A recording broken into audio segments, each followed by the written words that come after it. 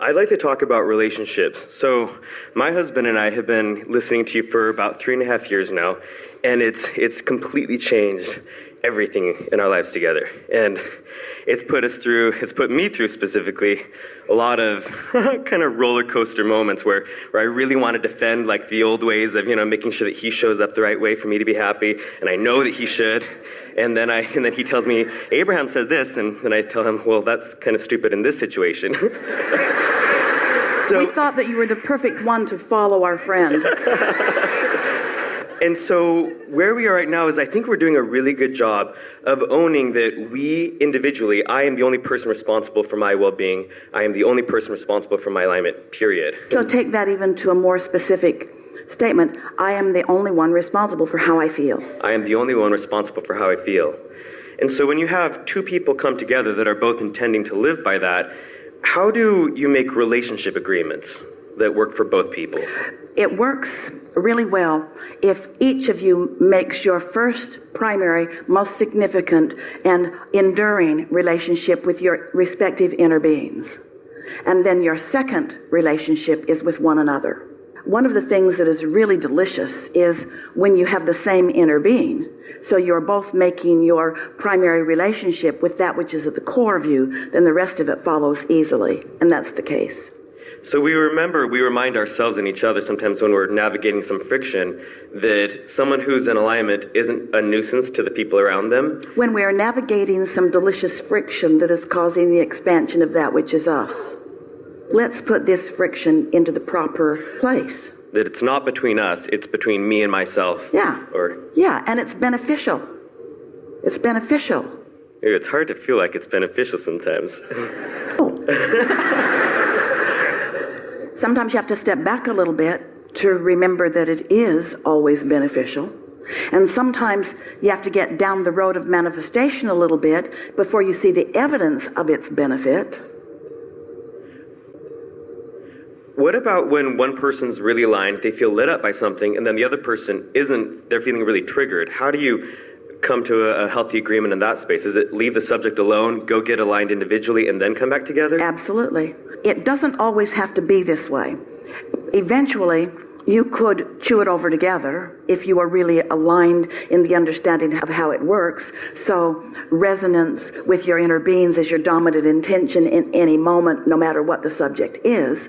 But before that is the case, then anything that you can do to allow yourself an easy turning your attention toward, Jesus said, turn the other cheek. And that's exactly what he was talking about. Because you know from all of the experiences that you've had, not just with this partner, but with so many in so many different situations in life, is that when you have that friction or that disagreement and you approach someone about you're needing them to understand you and think more the way you are thinking rather than the way that they are thinking, it activates within them all of the momentum that they've gathered along the way. It activates the very resistance right before your eyes. So they're resistant, and then you're resistant, and then they're resistant, and then you're resistant. And during that, it's not a terrible thing because both of you are launching rockets of desire and there is benefit down the road. But for that moment, that negative emotion that you are experiencing because of the conversation that you're having with each other lets you know that your inner beings are in a different place. That's all you need to know. We understand how it's not easy for a physical human couple who has been practicing the idea that we're coming together and I will love, honor, and cherish you no matter how rotten you are to me forever, ever, and ever, and ever, and ever. We know that you've practiced that sort of thinking about one another, and so it's not easy for you to say, you come second. I love you so much, and you are the second most important being in my life. And they say, wait, I want to be the most important being in your life. And you say,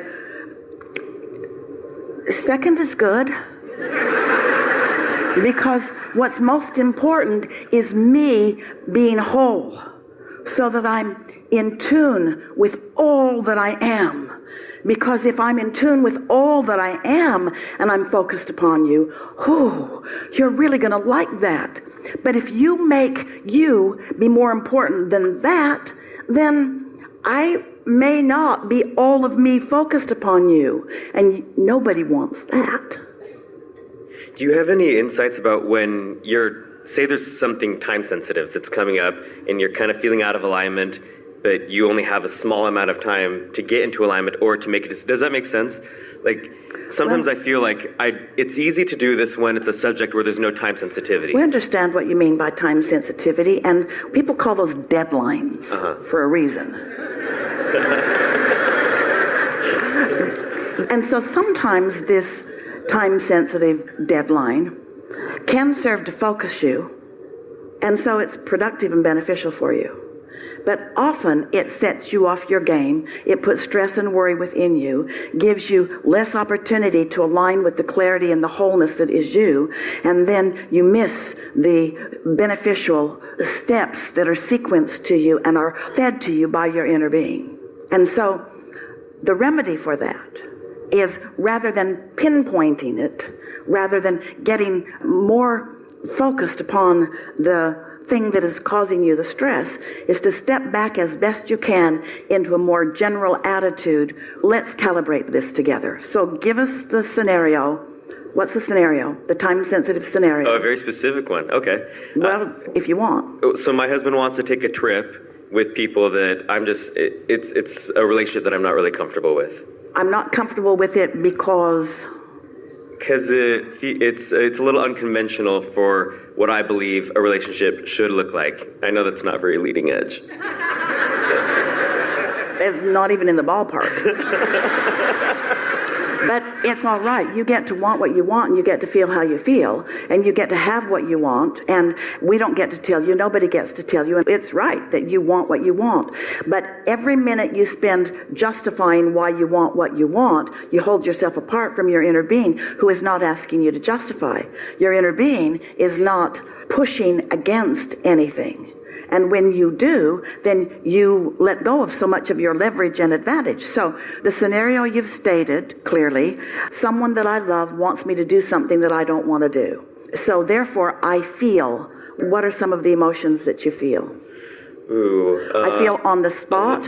I feel taken advantage of. I feel pressured. I feel stress. I feel frustration. I feel, there's another emotion. What is it? I feel abandoned. Misunderstood, abandoned, betrayed. That's it. I feel betrayed.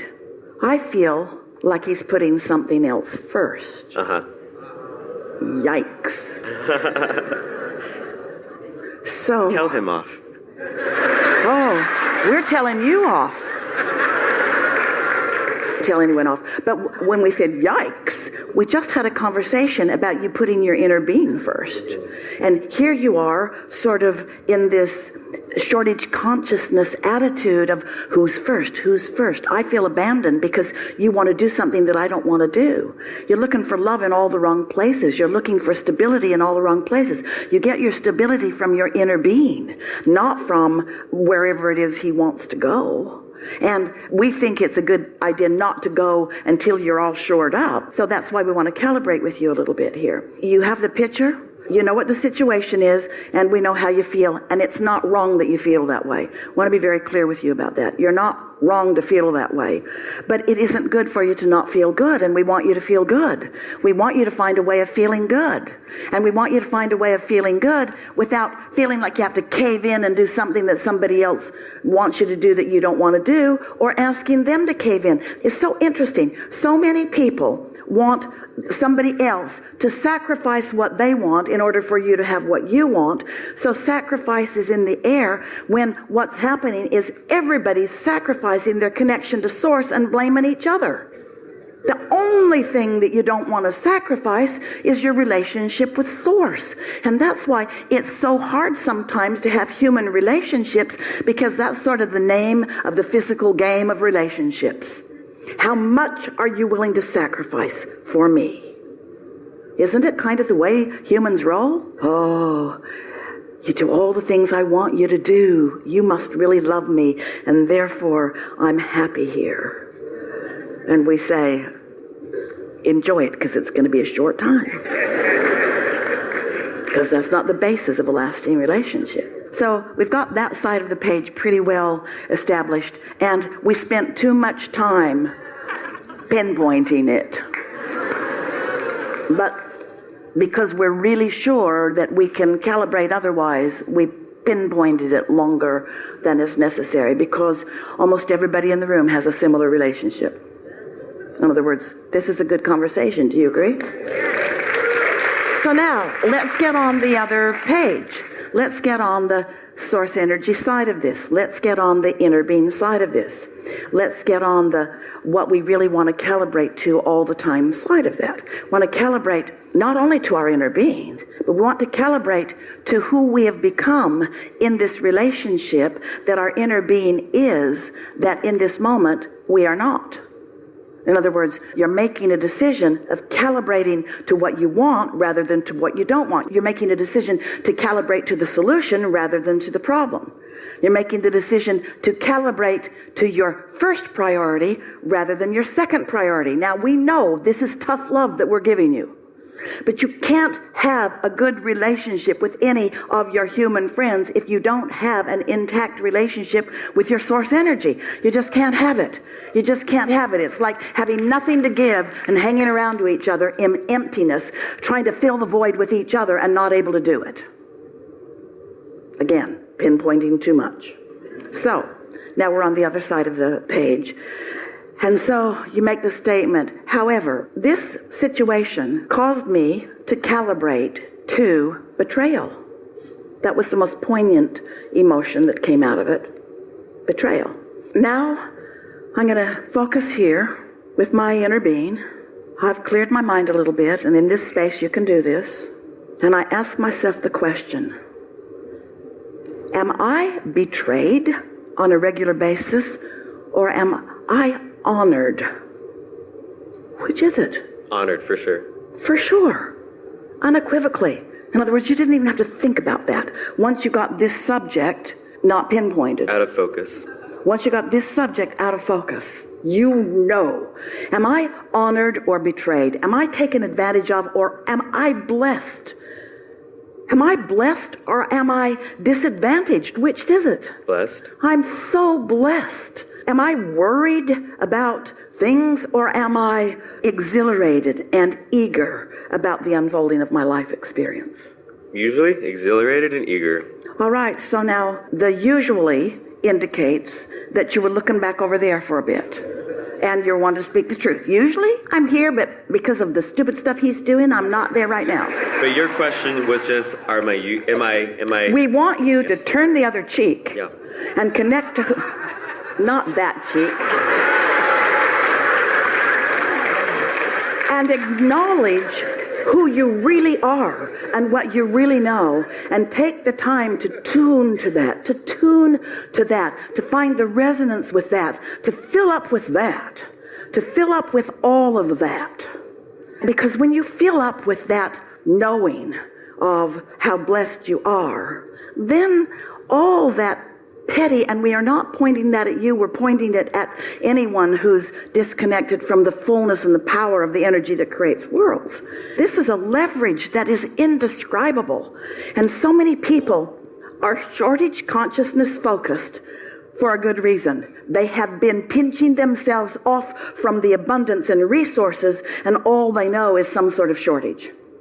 But if on a regular basis, as things like this come up and you calibrate to who you really are again and again and again and again and again, it doesn't take too much of that before you're so steadily calibrated there that those things don't even raise a little blip on your radar at all, because you know who you are, you're steady who you are. And it's too soon, perhaps, to predict an outcome or a resolution between the two of you, because it could go either way. The whole event could feel unimportant to each of you, or you could become so solid in who you are that you could realize that you could go anywhere and be in any environment, and under any conditions you can stand in alignment with who you are.